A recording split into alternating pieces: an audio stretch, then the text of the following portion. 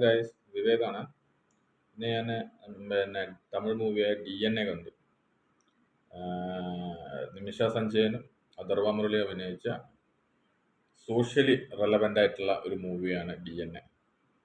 ഒരു ചെറിയ, അതായത് ഒരു ഒരു പ്രസവിച്ച ഉടനെയുള്ള ഒരു കുട്ടി മാറിപ്പോകുന്നതും അതിനോടനുബന്ധിച്ചുണ്ടാകുന്ന കഥാപശ്ചാത്തലവും ആണ് കഥയുടെ ചെറിയൊരു ഇതിവൃത്തം എന്നും പറയുന്നത്. ഇത് അത്യാവശ്യം നല്ല രീതിയിൽ ഡയറക്റ്റ് ചെയ്തിട്ടുണ്ട്.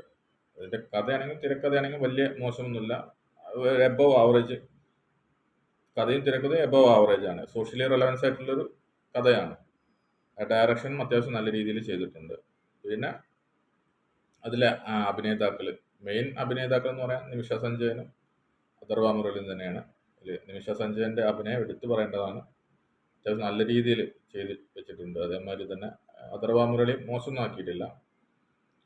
ഏതായാലും ഒരു 2.5 മണിക്കൂർ അത്യാവശ്യം നല്ല രീതിയിൽ എൻഗേജിങ് ആയിട്ട് കണ്ടിരിക്കാൻ പറ്റാവുന്ന, ത്രില്ലിംഗ് മോഡിൽ കണ്ടിരിക്കാൻ പറ്റാവുന്ന ഒരു എബവ് ആവറേജ് മൂവിയാണ്